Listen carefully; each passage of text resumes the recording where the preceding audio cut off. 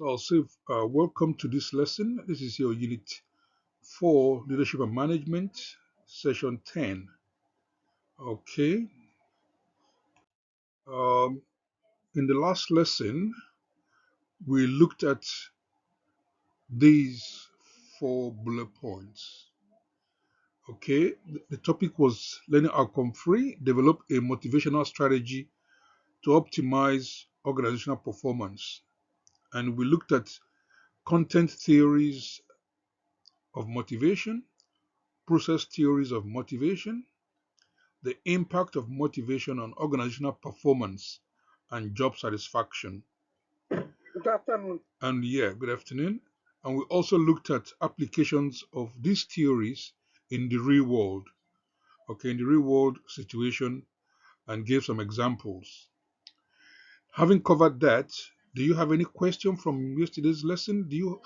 Is there anything that stick up that came to mind that you like to ask about? Or you're happy for me to carry on? Okay, so silence means carry on. So I'll go into today's lesson. The intent for today's lesson, it's still on learning outcome 3, but by the end of this session, you will become more knowledgeable in the following motivational strategies. So we're going to be looking at these 5 bullet points: financial and non-financial motivational strategies, understand the different types and impact of various strategies of motivation. We're going to look at elements of a comprehensive strategy, incorporating vision, mission, and the SWOT analysis. We're going to look at recognizing and rewarding performance. That is technique to boost morale and motivate high performance.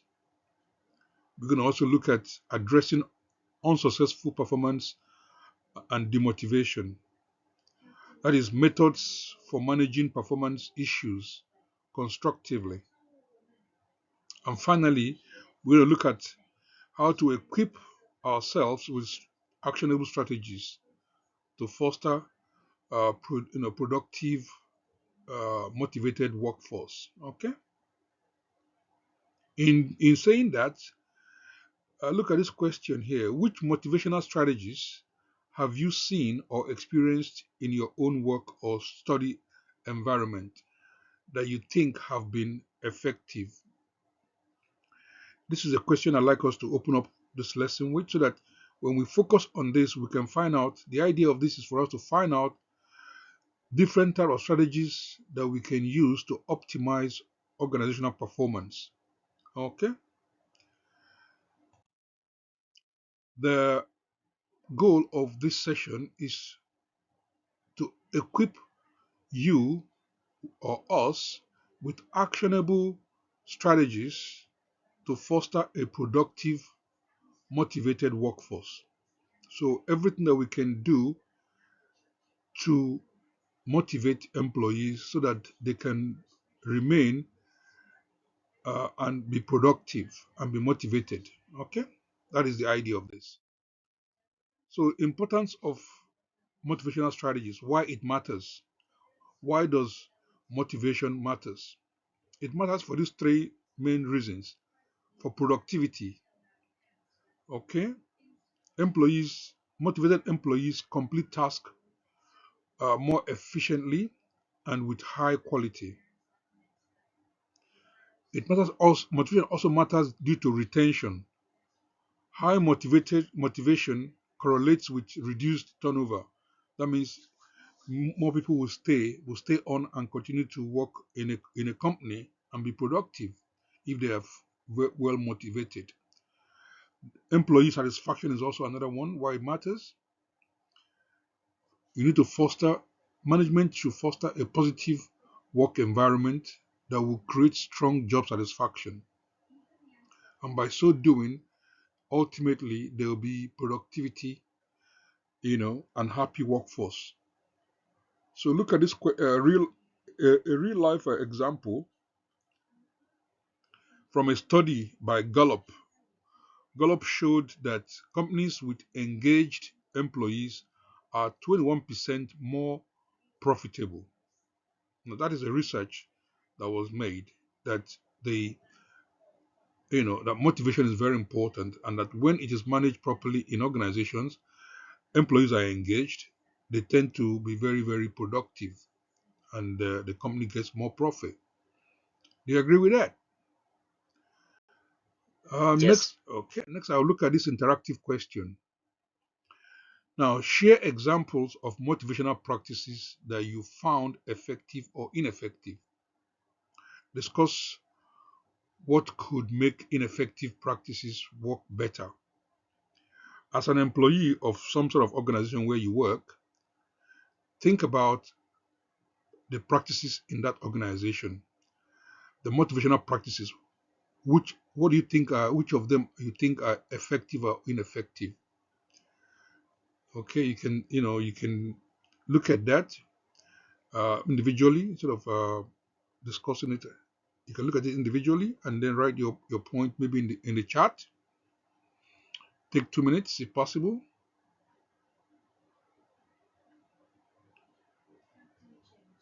Okay, I'll give you model answer. Now let's look at these two effective practices. Examples of them: employee recognition program that highlights individual and team achievement. Flexible work arrangement to allow for better work-life balance. So an organization that recognizes employee, okay, and creates highlighting individual or team achievement would have effective and balanced employees who would work more. And if the organization also has flexible work arrangements that allow for better work-life balance, that will also motivate workers more. Now, ineffective examples of ineffective balance, ineffective practices will be one where, for example, annual performance review that feels disconnected. They could be improved by making them more frequent and incorporating ongoing feedback. So sometimes management may not be performing annual reviews, or sometimes they do it 6 monthly. Okay, and if those reviews are not done often, if it feels disconnected with members, the members' morale and motivation can be reduced. And if that is the case, the advice here is that management should improve the annual or biannual performance reviews. Should be more frequent, and there should be ongoing feedback with the team. Also, if there's an overly competitive environment, okay, that can lead to stress, a collaborative approach could enhance motivation. In an environment where, for example, you practice a tough guy macho, where in a tough guy macho environment where it is very highly competitive, you could find people are more stressed because they work individually and trying to be the best, so a lot of competition.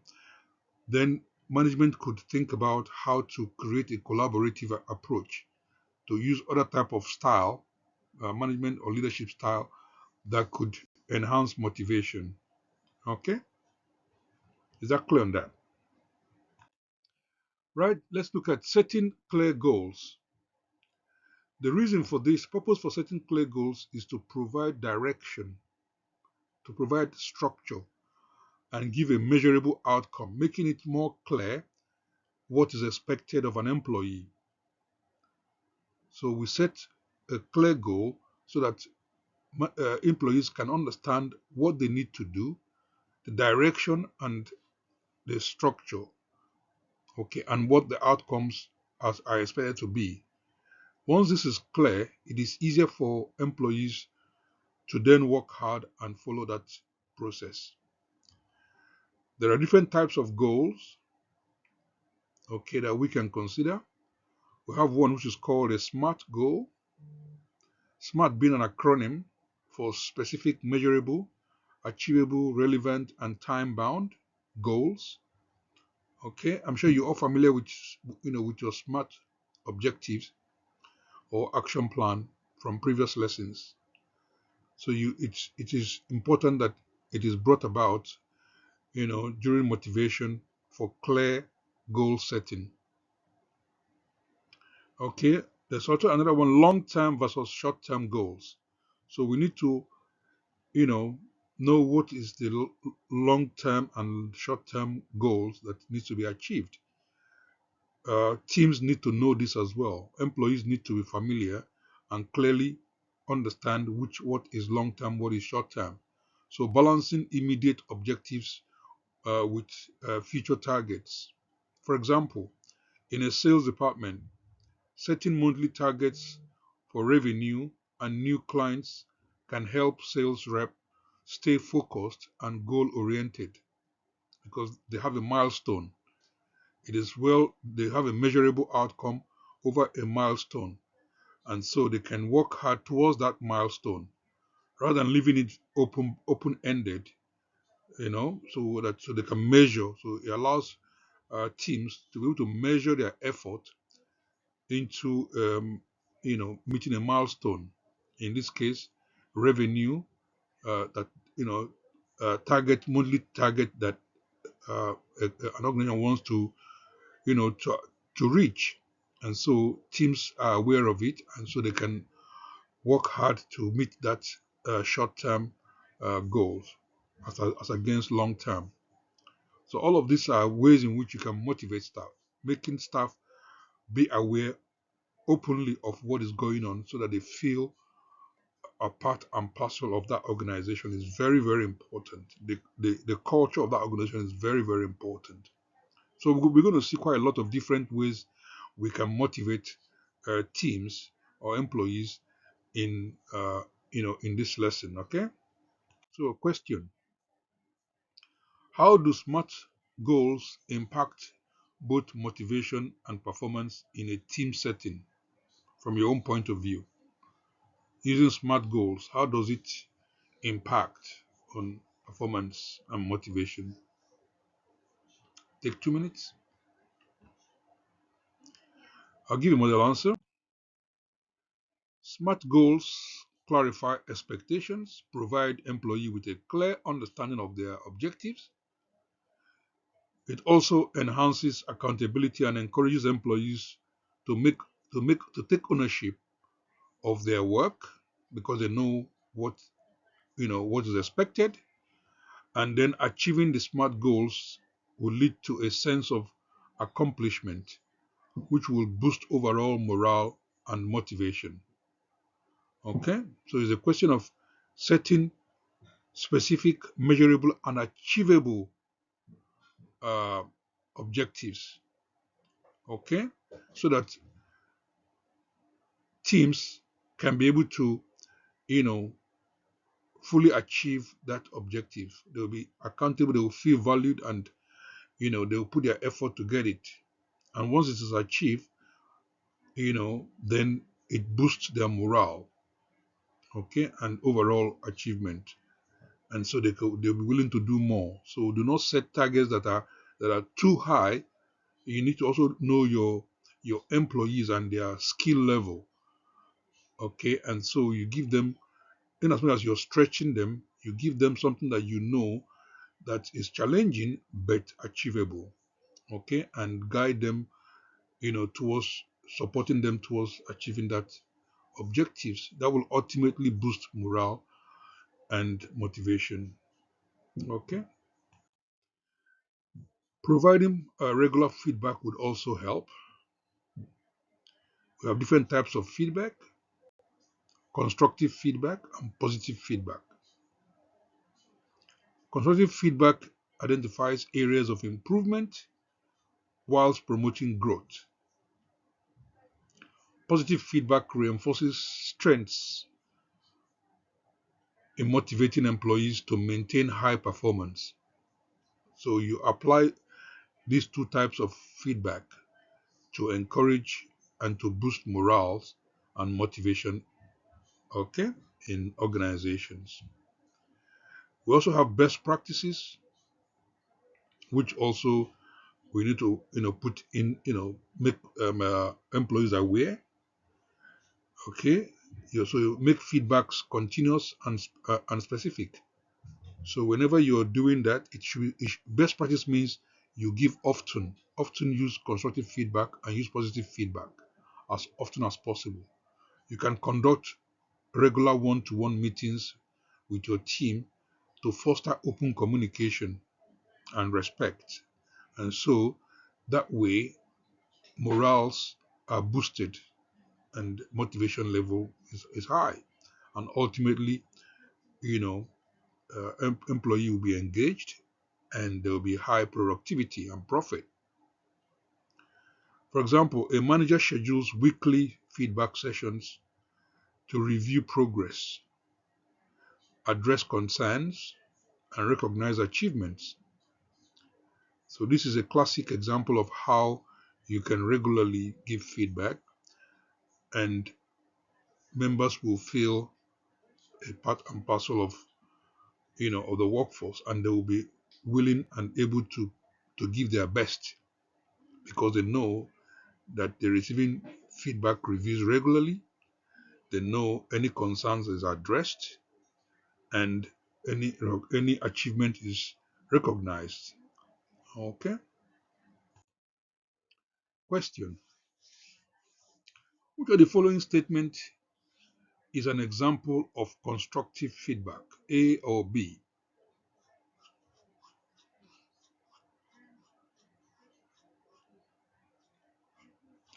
Great job. B. B. Very good. So it's B. Well done.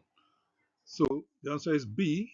Your report, had excellent insights, but here's how you could, even do more. All right, more impactful. So discussion point: this type of feedback balances recognition and with guidance, promoting continuous improvement. Okay, so that's good. Next, we look at recognizing and rewarding achievement. It is important that we recognize and reward achievement that we see all the time.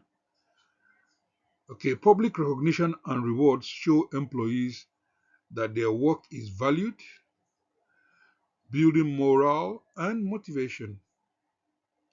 The key components of this is to be specific, timely, and sincere. To be specific means you need to be specific about recognize the exact behavior or accomplishment that you saw. Okay, it should be timely, meaning it should offer that recognition soon after the achievement, not when it is not after a long time. It should be with almost as soon as possible. Once you see what an achievement you like, even when you don't like, even if it's something that is negative, again you give feedback, an encouraging feedback. Okay, uh, and then it should be you be sincere about it as well. Authentic is key to effective recognition. So when you are authentic and sincere, your team will also know, the individual staff member you're giving that will know, or the team will know where they have gone wrong and how they can improve. And so you need to be sincere when giving that as well. For example, implementing a spotlight award for employees who go over and beyond each month. So you can have what is called a spotlight award. That means an immediate award. When you see something that is good within an employee, you celebrate it. And okay, so some people go over and above, their expectations. So you reward that immediately so that they feel valued and boost morale and motivation. Question. Let's look at this case study. Consider a scenario where employees feel underappreciated. What specific actions could a manager take to make recognition more impactful?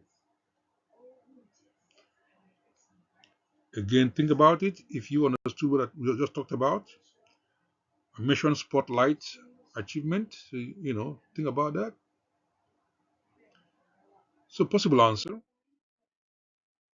implement a recognition wall where achievements are displayed publicly.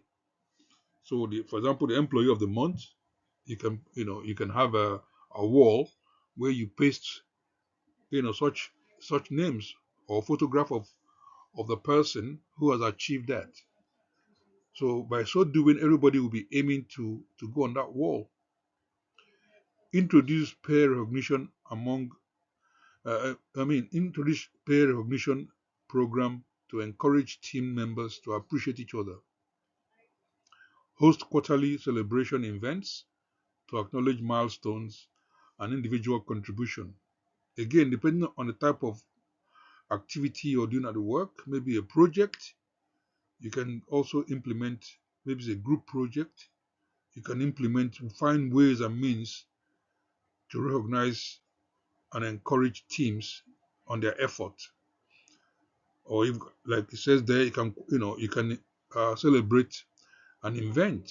You can create a small quarterly um, office party to celebrate milestones and achievements. All of these are ways and means, for creating. That could be, you can call that a play hard, work hard, leadership style. Okay, again, that would boost morale and motivation. Okay, is that clear enough, guys? We continue with best practices. So, best practices simply means how to apply it. It should be specificity. Employee needs to know exactly what they did well that you are, recognizing them about. So you need to be specific. For example, rather than a general great job, instead of generally saying great job, say your handling of XY project demonstrated exceptional leadership and problem solving. That is more specific. So when you saw somebody did something at work, an employee, instead of saying, "Oh, good job, well done," that is very dry. Even though it's okay, but it's very dry. It's dry because it was not specific. It did not specifically say what they did. So instead of saying just "great job, well done," or giving a thumbs up, you can simply say your handling of that particular project demonstrated exceptional leadership and problem solving skills. Well done. Okay, so that is a more fuller way of a more best practice way of giving recognition and reward. Question: what type of recognition will feel most meaningful to you and why? So think about, this is your answer. I don't have an answer for that. It's an individualistic thing. If you understood what I've been talking about so far, what type of recognition would you most likely be comfortable with, or would you like, and why? So think about it and see, and answer the question. I don't have an answer here because it's to do with you in particular. What motivates you at work? What type of recognition would you prefer on hindsight, looking at, reflecting on some work that you have done in the workplace and that you have done well? How would you feel more motivated? Let's look at this diagram or image. Total reward model. It's about how you can reward. There are a variety of things, ways in which you can do that. From world artwork, it says here there are three stages. Influences. When you apply influences, social norms, culture, leadership, legal framework, when that is applied, total reward strategy would be such that there will be compensation. There could be, well-being meeting. There could be benefits to employee, development of employee recognition. So all of these types of strategies to recognize or reward an employee, when that is done, any of this or a combination of them will create an employee experience that is very high. and the business ultimately would also have profit. So there'll be a good result. So that's what the diagram is trying to depict here. Okay. Now let's look at financial strategies for motivation. Most people think that only money, financial reward, may be the only thing that motivates, but not really, really. Okay. Examples of motivational incentives. If you're going to use money to motivate employees, then it should be some of this. Base salary. A competitive salary ensures basic financial security and motivation. So especially in the sales department where people get commission and bonuses, it is good to have a base salary. So there's everybody at that level will have a particular amount of they can gain every month. So in that month, if you don't have any sale, then you're not going to get anything beyond this basic salary. So that is also an incentive.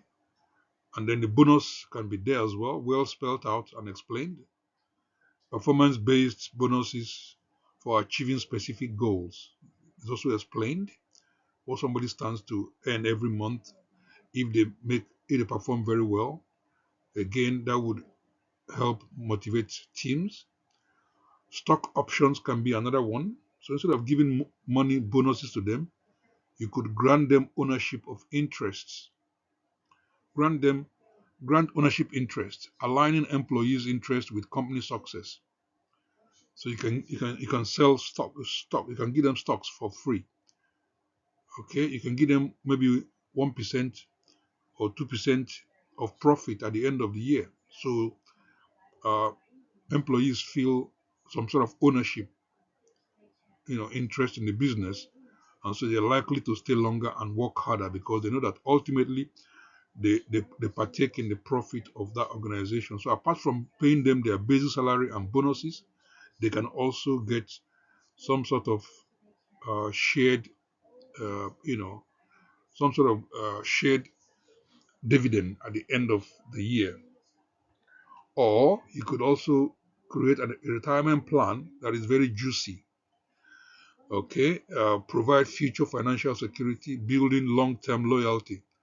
So when you have a good retirement plan in your organization, so employees can see security, can see it as a security, long-term security, and that way they become loyal and they'll be long-term employees. They will stay longer in the business and may probably retire in your business.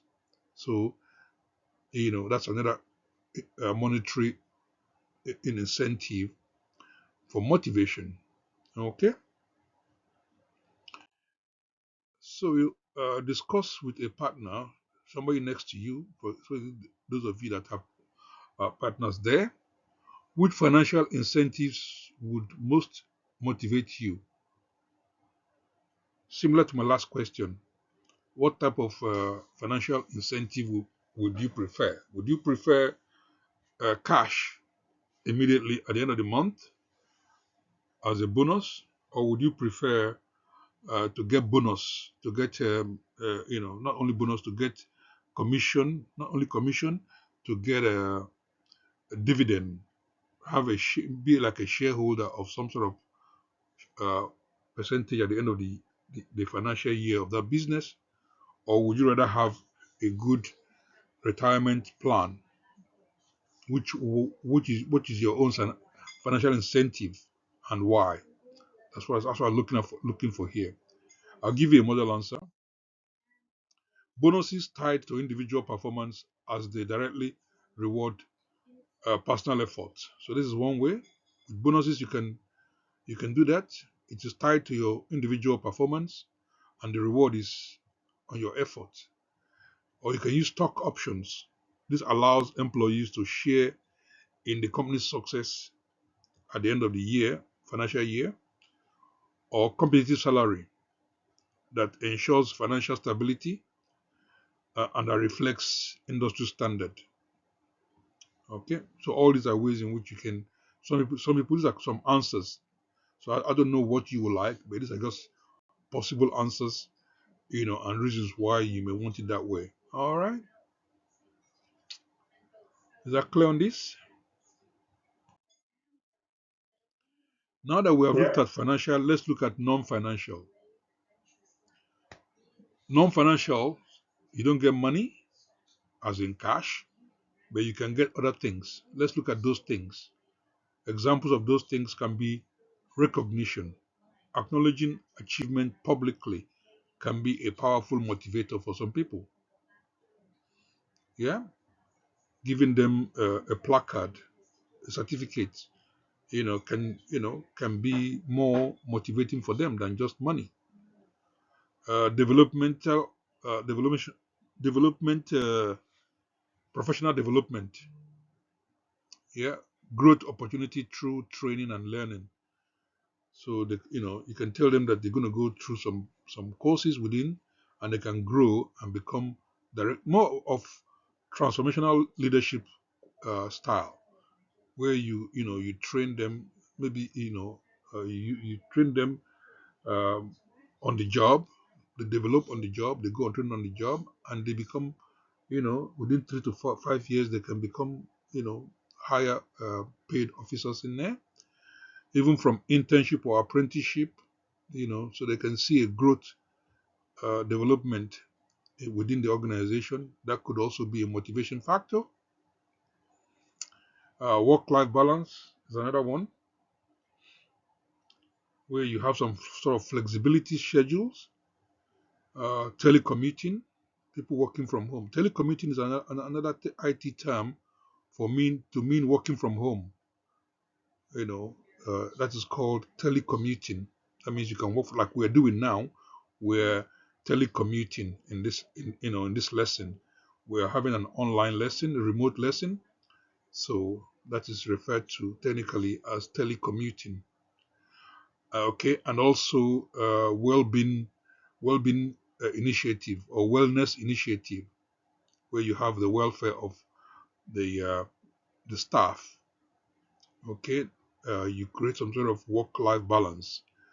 uh, so that there's a lot of flexibility, um, especially for people who may have other maybe family commitments.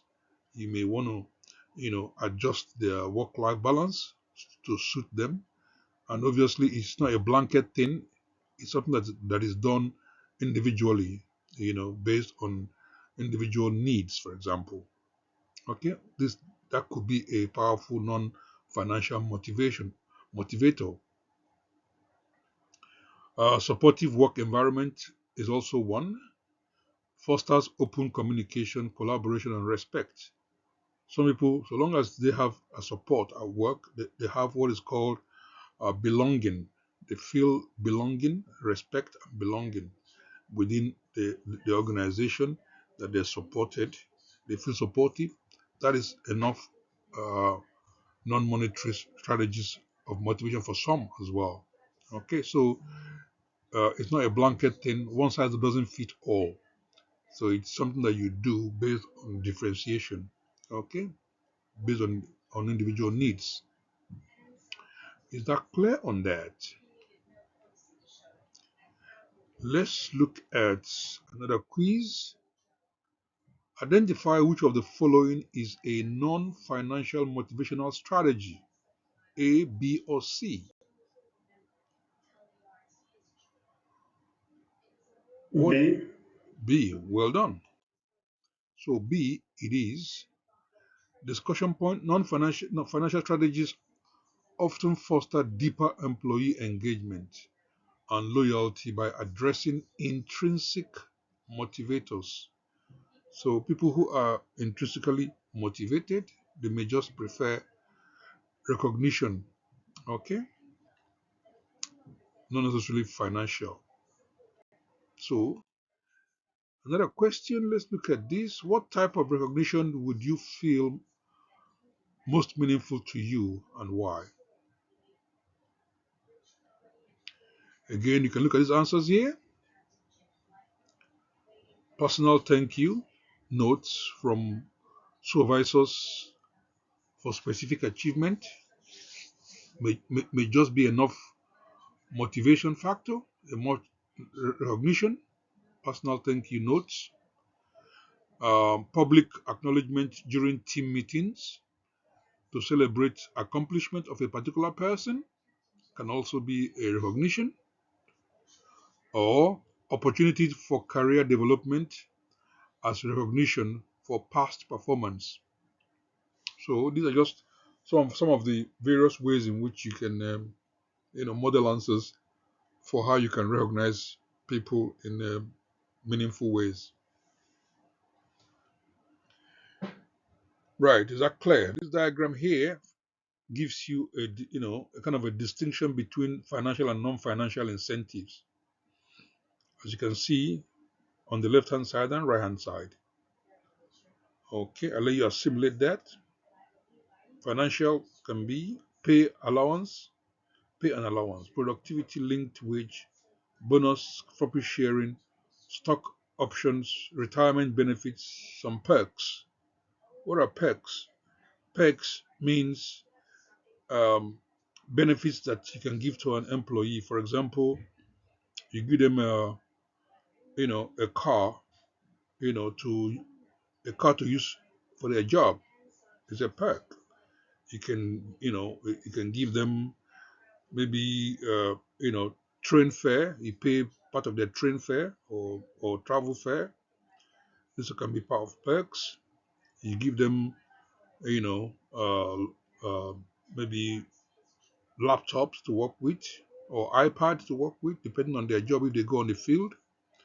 All these are small type of benefits which you can give to employees, paying their mileage if they're using their own cars. All these are perks, financial perks that would motivate employees when they know they're not spending their own money. Yeah, so it's referred to as perks in English language. Right. Although that's another kettle of fish. This can also be taxable as well. So one has to be very careful because it's going to be taxable sometimes in some, like here in the UK, the tax perks as well. Non-financial incentives can be, as you see, status. Some people may have some status. Give them a title. Organizational climate. Okay. Career advancement opportunity. Job enrichment. Employee recognition program. Job security. Employee participation. So all of this, if well structured and organized, can also be a non-financial incentives for some. Okay, so there's quite a lot of ways in which you can financially or non-financially incentivize or motivate employees. Okay, let's look at how to encourage strategies to encourage collaboration. That is one very important thing in the workplace because both workplaces can be very toxic if they're not gelling very well. And in today's cosmopolitan, equality and diverse environment in the workplace, you know, it is a big task to encourage collaboration. There are steps management can take to foster a collaborative environment, starting with things like inclusive. If you have an inclusive environment where everyone feels comfortable to share their own ideas and are not shouted down or excluded or ignored, so that would boost collaboration more. Where you have clear terms of goals, clear term goals, uh, sorry, clear team goals, define team goals and expectations collaboratively, so they all feel responsible to it. Um, Opportunity for team projects, cross-functional projects, improve team bonding and diverse input. Cross-functional, so you could link two different sections or two different departments to be in a team for carrying out a particular project. That can also increase collaboration within the organization. Encourage open communication, promote feedback sharing, and active listening. Encouraging open communication could also be where you let employees and everybody know that they're free to criticize the organization. Nobody should be scared of making any negative comment and feel that they might be reprimanded or get blamed for it. So once people know that they are free to make any type of comment, management, such people, will work well in organizations, collaborate well because they feel they can contribute. Okay, and management is to promote that feedback, to also listen to every type of comment that was made, and listen actively to individuals' comments and agree and see how they can overcome it. By so doing, the organization kind of fosters an open communication environment, and so this collaboration will be enhanced. So you encourage collaboration in one of these ways. Case study: your team is facing communication barriers. Outline a plan to improve collaboration and teamwork. Communication barriers mean, people are on, that there are issues that is not enabling effective communication. So those things are barriers. You need to try to find those barriers, those things that are causing issues, uh, you know, uh, that are hindering, uh, adequate communication are referred to as barriers. If you have such a situation, outline a plan to improve collaboration and teamwork. Okay, take 2 minutes. Think about this. Okay, model answer. Facilitating regular meetings with clear agendas to enhance open dialogue would help. And that is why most organizations or most departments you see they have team meetings regularly. It is to take away barriers and to foster teamwork and working together so that everybody is aware and feel involved. So there's a clear agenda, and the agenda is treated. There's minutes taken, and each of the comments in the minutes is treated, is listened to, and treated.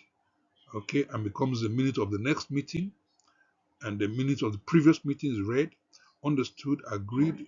They go on to adopted, and they go on to next meeting. Please mute yourself. Mute yourself, please. Implement collaborative tools. For example, project management tools can also be used in an IT environment to help with collaborations and communications. There are different tools you could use for doing that. Okay. Um, you could also use, even as simple as, depending on maybe what WhatsApp for business can also be used. There are quite a variety of different tools nowadays. Slack is used in the IT environment too. All right. Even things like Share, is it Share, Microsoft Share, is it Shareforce? Not Salesforce. SharePoint. Microsoft SharePoint is also another type of collaborative tools that can be used. But again, some of them need to be learned. So management need to be able to train staff so that they're familiar with all of these various tools and IT digital equipment so that it can enhance effective communication. All right. Last bullet point there: organize team building activities to strengthen relationship and trust among teams. At some point, there could be, if there are issues, especially when there are issues, the management should try to encourage team building exercises, activities can be, created so that management and staff teams can understand reasons why that is the case. So a lot of communication, and explanation, so that people feel involved and able to communicate. So all of these are ways in which you can plan to improve collaboration and teamwork in organizations. You can also embed praise and feedback on a daily basis in daily interaction. Daily interaction should have praises and feedback. When you embed it means it's not very obvious when you're communicating. So okay.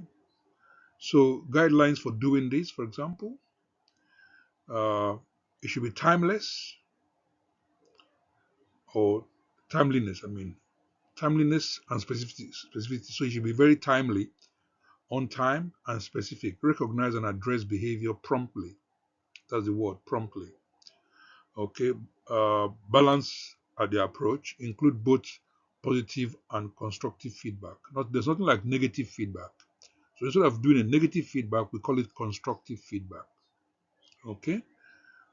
So there's something called sandwich feedback. Well, that's an example. Sandwich feedback. So you kind of have a constructive feedback. Okay. So privacy in feedback. Sometimes you have a one-to-one session, so you can give the feedback. Ensure a safe space where you can have open communication, so that other people are not listening on or eavesdropping. Okay. So again, these are ways in which you can, praise and give feedback on a daily basis. For example, weekly check-ins that starts with positive feedback and then constructively address areas of improvement. Okay, so not areas of failure, but areas of constructive, improvement. All right, refer to a sandwich. Similarly, um, you can also do this as well. You can also use positive, this possible positive or possible guidelines. Ensure that feedback sessions are consistent and are regular. Use specific examples, illustrate points, enhancing clarity and understanding. Create an environment where employees feel safe to share their thoughts. Okay, without people listening on. Let's see how we can foster creativity and innovation. So we try to also foster creativity and innovation. Several steps you can take to do that is to have a safe environment. Employees should feel free to share ideas without fear of criticism. Opportunities for creative problem solving. Okay, you designate time for brainstorming or mind showering and innovation focused activities where people feel free to bring their own ideas and creativities over a problem. So the problem is discussed, not um, not autocratically, but in a more participative manner, or delegate, not necessarily delegative, participative, or constructive. Okay. Um, Sometimes you do use what is called consultative, but then again, uh, employees may be involved, but they don't. But the ultimate decision is made by the manager or by the leader. So you can liken that. I think it's probably best to use participative, where the manager allows the teams to take ownership and you know and give their own input. Okay, and then management only supports them along the way. Celebrating success and learning from failures. Highlight creative efforts and use setbacks as learning moments. So instead of calling them complete failures, let it be that failures, so to speak, are setbacks, and then you learn from those mistakes or from those failures. Okay, so you use it as part of this, learning curve. So these are ways in which you can innovate. Okay, so during creativity and innovation, any wins we celebrate, any so-called failures we use as learning points. Okay, and then we try again. We research and try again and keep trying until we get it right. Right. Let's look at this question. In a small group, brainstorm 3 ways, okay, to encourage innovation in a highly structured organization. Okay, I already gave you some 3 points there. Model answer: you establish innovation hours where employees can focus on creative projects.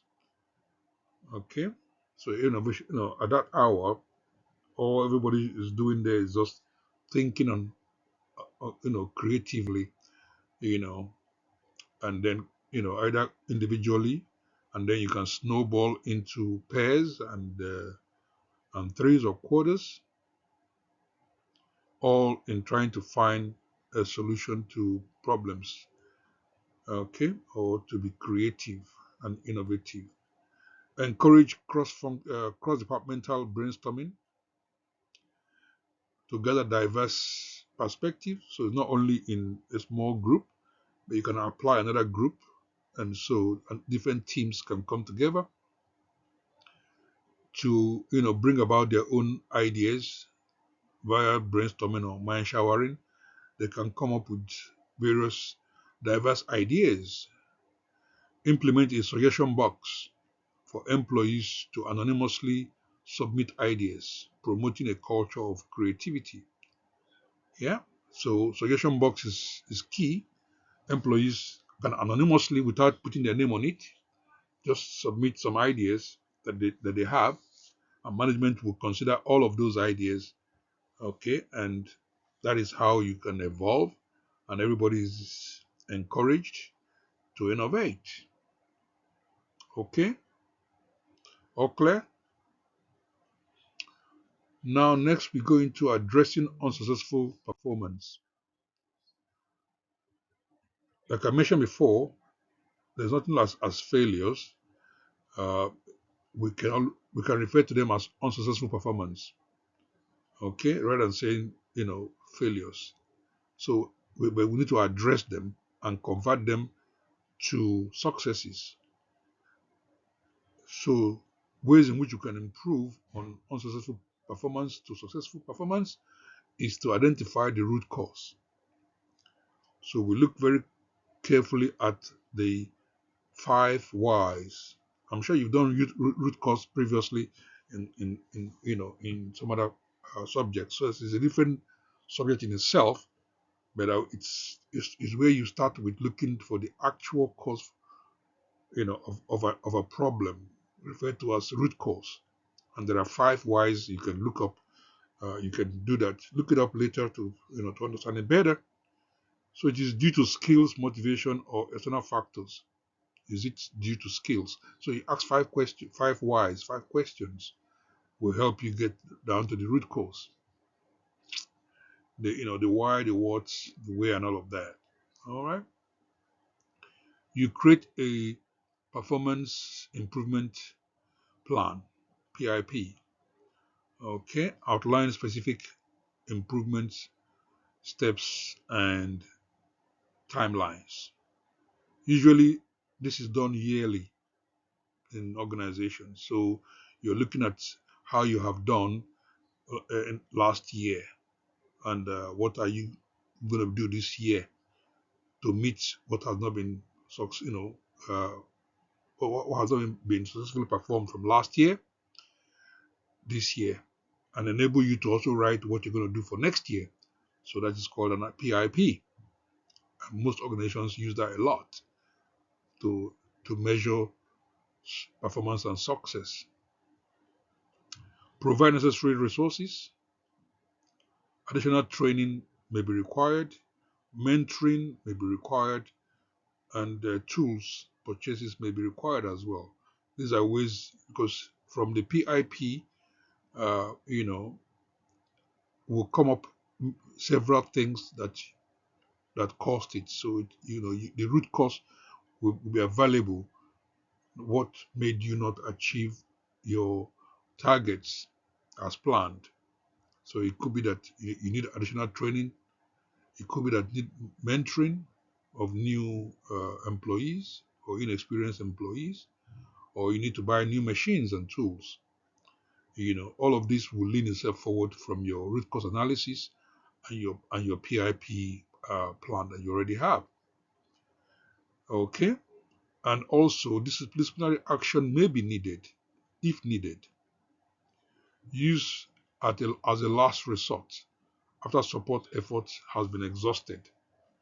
So at some point, you could use disciplinary action, warning letters, verbal warnings, then first stage, second stage warnings for people who are dropping the ball, and that could be used as a last resort. Okay, before you show them the door, if at all. There we go. I hope this is clear enough. Let's look at this. What are some non-punitive ways to address underperformance? Basically, that's what I was talking about there. All of those, uh, punitive. Punitive. What does that mean? Punitive. It means subtle ways. Non-aggravated ways of doing things. Okay, of solving problems. Non-punitive. So, non-discriminatory. Ways in which you can, handle problems, amicably without uh, causing any raised eyebrows. Okay, for underperforming. Okay, think about that. Possible answer will be this. Okay, you can conduct a one-to-one.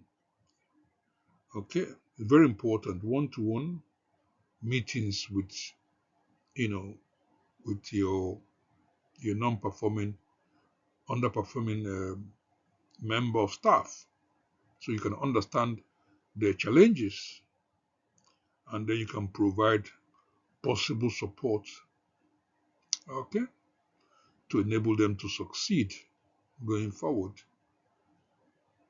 You can also offer additional training or mentorship to help them improve their skills. And lastly, you can set an achievable target over a short term. So you apply SMART.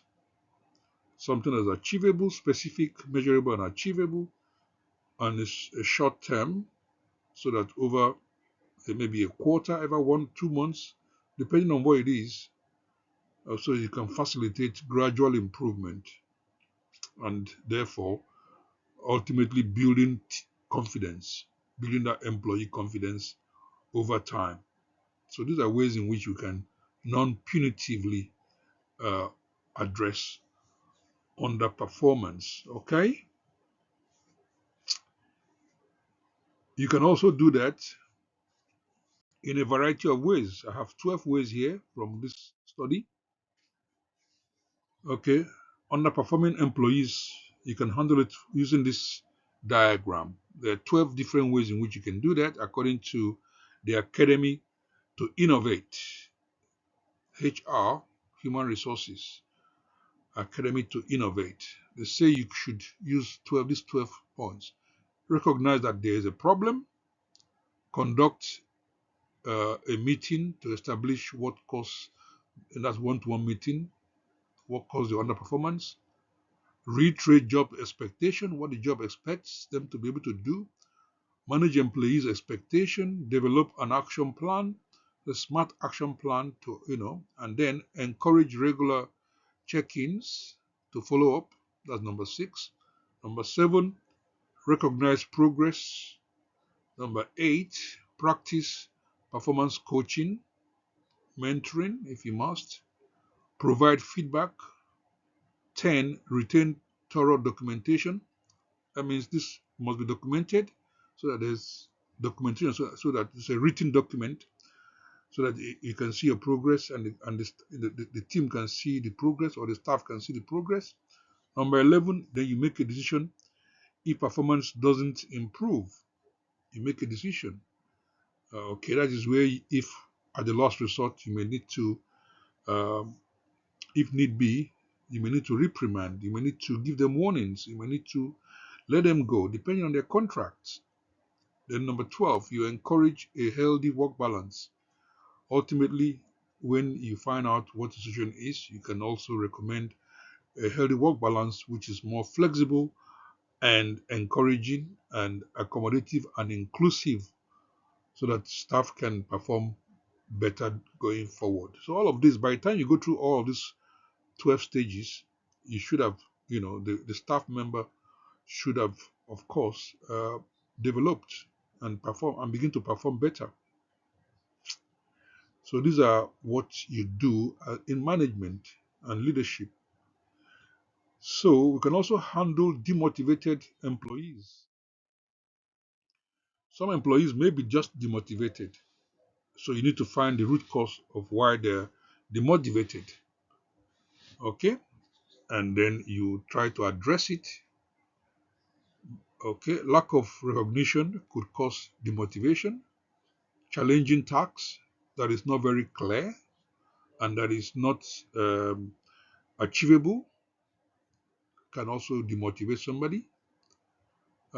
Career path, if there's no career growth, they perceive that there's no career growth any further, that can also demotivate an employee. So recognizing all of these root causes, then you find strategies that you're going to apply to mitigate this. For example, new offer new challenging task. You review the task that was not met and see if you can review it and create a new one that is achievable depending on the employee's level and skills. They may need to go on training, you know, all of that. Provide additional recognition. Find a way to recognize any little thing that they do or they have done that you can recognize. That can also be a problem, that they have made a lot of efforts and nobody seems to acknowledge that effort. So that in itself can be a demotivation factor. So go back and see where they've done very well and try to recognize them somehow. Create opportunities for growth and mentorship, especially for new and inexperienced team or members or employees. Is that right on this? So these are ways in which you can manage demotivated employees. Then let's look at this case study. An employee's performance has dropped. How would you identify if the cause is personal or work related? And what steps would you take to re-engage them? Okay, this is talking about addressing demotivated staff. So you need to find out if the demotivation, why their performance has dropped, if it's to do with a personal issue or work-related issue. So it's to dig in, a lot of a lot of root cause analysis will need to be done here. Think about it. Possible answer: you can schedule a private meeting, like I said before, to discuss any concerns openly and confidentially. Okay, with nobody here listening on. So you get the facts. You need to record it as well. Remember, documentation, record it, and then you observe the employee's work pattern and behavior for signs of stress or disengagement. Okay, so you need to check, understand your staff very well, watch the work pattern over time to see how they are behaving at work, to see the signs of stress or disengagement. So you address it. And then lastly, you can provide support through flexible work options or access or access to resource for personal issues. So provide support through flexible work. So you may let them, instead of working full time, they may work part time. You can use different time, maybe shifts, different depending on the organization. So all these are, just look at the various ways in which you can be flexible to accommodate and support that employee. Okay, or ultimately you may have to let them go, whichever. All these are decisions. But the idea is that you need to find out if it's personal, if it's work related, and then you try to find means and ways in which you can re-engage them. Okay, starting with a private meeting that is recorded, starting with also punishment, giving verbal warning, giving first stage written warning, secondary stage written warning, so that they are aware, and they they have to look at, their engagement, whether they're going to be disengaged or not. If it's something to do with stress, find out why, what is the stress level, why is there stress, how can they, how can you support them, how can it be alleviated. All of the various ways can be looked at.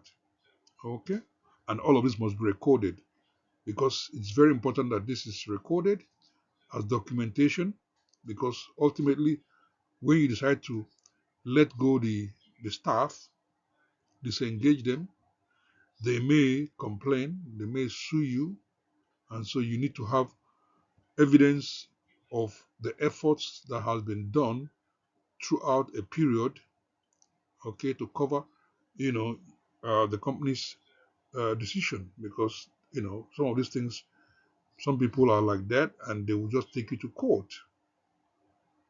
So it's very important that everything that is done is genuine and recorded and documented. Elements of comprehensive motivational strategies. So these are just some of the elements, some of the various motivational strategies that a company can adopt. Okay, these are just some of them.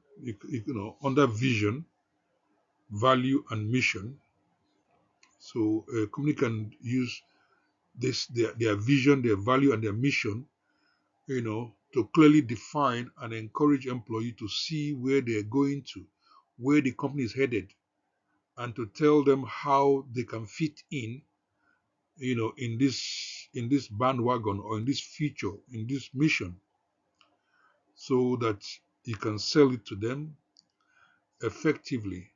And if they're happy with it, and then they might, once a company knows, once an individual knows the company's vision, its value and mission, that may just be sufficient enough to rejuvenate an employee's motivational, standing. Okay. You can also use SWOT analysis to, as motivational strategy. You already know about your SWOT analysis, that is strengths, weaknesses, opportunities, and threats. So analysis that analyzes and assesses the strengths, weaknesses, opportunities, and threats of the organization, both that of the employee and organization. You can assess that together to give you some sort of values, and you can now look at it and know exactly where you are and how you can motivate accordingly. You can offer a range of incentives, like we saw already, different incentives to match different individuals' preferences, because everybody have different preferences when it comes to motivation. What motivates employee A may not be what motivates employee C. Okay, so you need to be aware of this, and then differentially, give them that incentive. Finally, positive reinforcement and equality. You create a culture of fairness, very, very important, fairness, and inspiring motivation. So once you create a positive environment that is fair and equity and equal, where everybody feels treated equally, especially in today's equality and diverse environment. and cultural environment, you need to be very, very positive in reinforcing your equality standards and ethics and all of that. All right. So these are ways in which you can strategies that you can apply for motivation to motivate employees. Question: how can aligning employee goal with company vision impact motivation and performance? Now, this was what I was speaking previously about vision, mission, and value. If you can show an employee uh, where the company is headed and how viable the company is for job security, that may just be enough to motivate an employee to stay on and work with the company. Example, what possible answers could be: employees are more engaged when they see their work contribution to a large mission.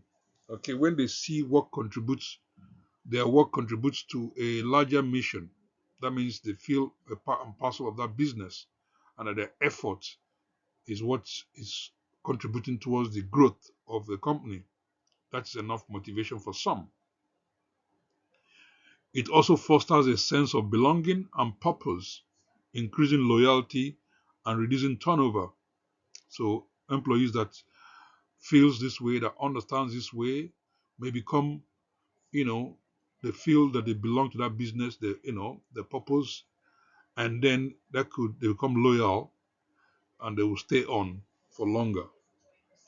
They can also alignment encourages collaboration and shared accountability across teams. Okay, so in the same manner, you can encourage collaboration and shared accountability. So we win, we all win. We lose, we all lose. Instead of losing, let's all try to win, and that's aligning.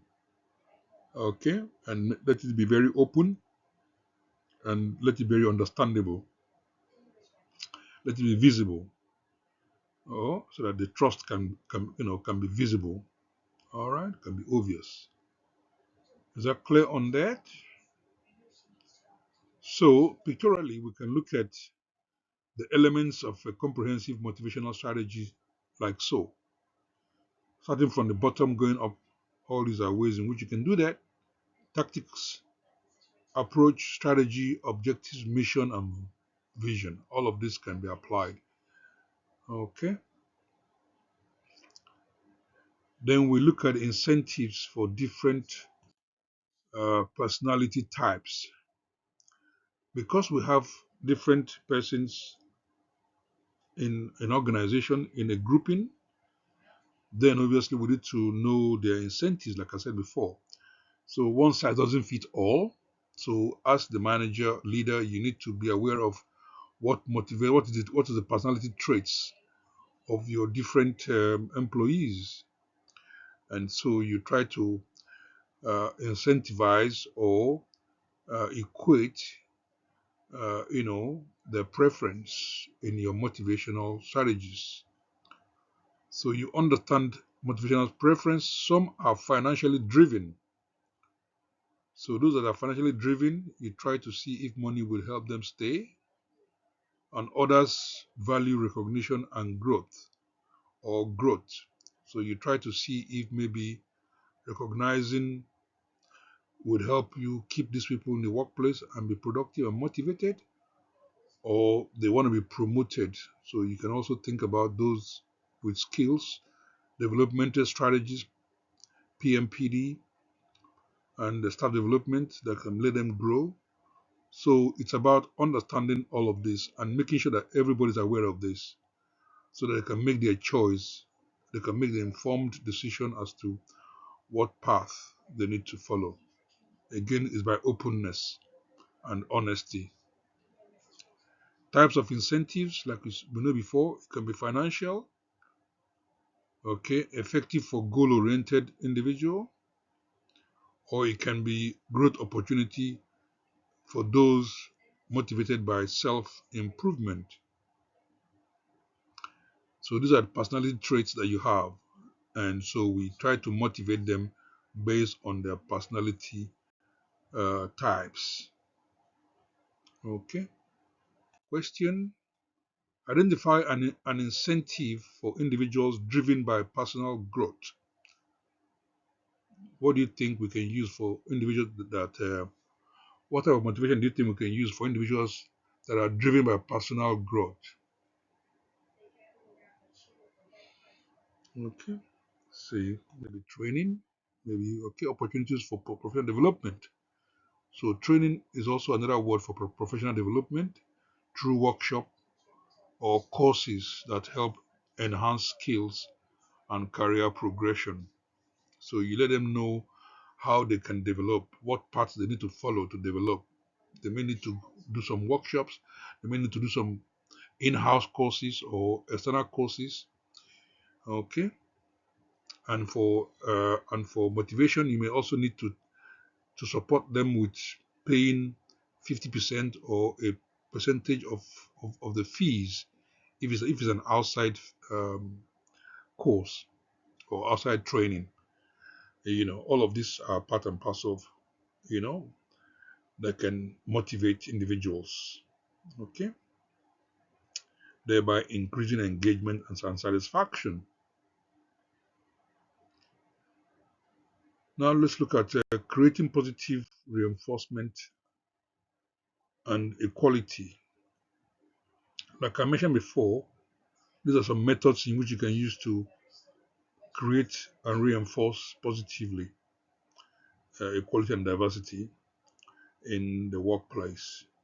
Regular positive feedbacks reinforces desired behavior, ensures employees feel valued, recognize programs, establish initiatives like Employee of the Month to highlight contribution and others can see and want to emulate. A culture of fairness, honesty, create transparent progress for recognition to build trust among members. Okay, so that is reiterating what we just covered. So finally, what have we learned today? We have learned that the power of motivation in the workplace can come from one, crucial, that motivation is a crucial driver for employee performance, satisfaction, and retention. So for employee to be retained in the workplace, to feel satisfied and to perform well in the job, they need to be motivated. And this can be done by implementing effective strategies. Organizations can create a thriving work environment where employees feel valued and engaged. Very, very importantly. Secondly, from setting clear goals and providing regular feedbacks to recognizing achievements and fostering collaboration, the approaches discussed empowers or the approaches discussed empowers teams to their full or fullest potentials so they can know their potentials. And lastly, embracing both financial and non-financial incentives tailored to individual needs fosters a culture of motivation, innovation, and continuous improvement. This is what we covered today. Do you agree with me? Do you agree, guys? Yeah. Yeah. Okay, so I have a homework for you. Okay, I want you to look up this. Look at this scenario. A tech startup with low morale, okay, a high turnover needs a motivational strategy. So we say that a tech startup with low morale and high turnover needs a motivational strategy. So this is a new company just starting up, and as it starts up, management notices that there's low morale and and many people are leaving. Many people are leaving the company. High turnover. People are leaving the company because of low morale. Therefore, they need to be motivated. What sort of motivational strategy should be adopted to encourage them to stay and improve their morale? To answer this question as your homework, you need to look at those three bullet points to consider. Consider what financial or non-financial incentives would you suggest, okay, in such a situation. How would you implement a positive workplace culture? And lastly, what strategies would you use to retain employees? So think about these three bullet points in answering this scenario question, and send me your answers via email. You have my email already. Okay, is that clear what you got to do, guys? Do you have any Yes. question on this? Is everybody clear with the homework? Yes. Okay, so this is a reference you can also look at. Okay, these are references for books, and you can also use online resources to help you as well. Okay, and make sure you submit. You have next week is a reading week, so you have an ample time to do the homework and submit to me by Monday next week after next. Okay. Do you have any questions? If not, I'd like to thank you for your participation. All right, you can catch me up here. All right, so you can join my community group or follow me on social media, on YouTube at those addresses, and please subscribe. Now, let me call the register. Okay, thank you very much for your participation, and bye for now.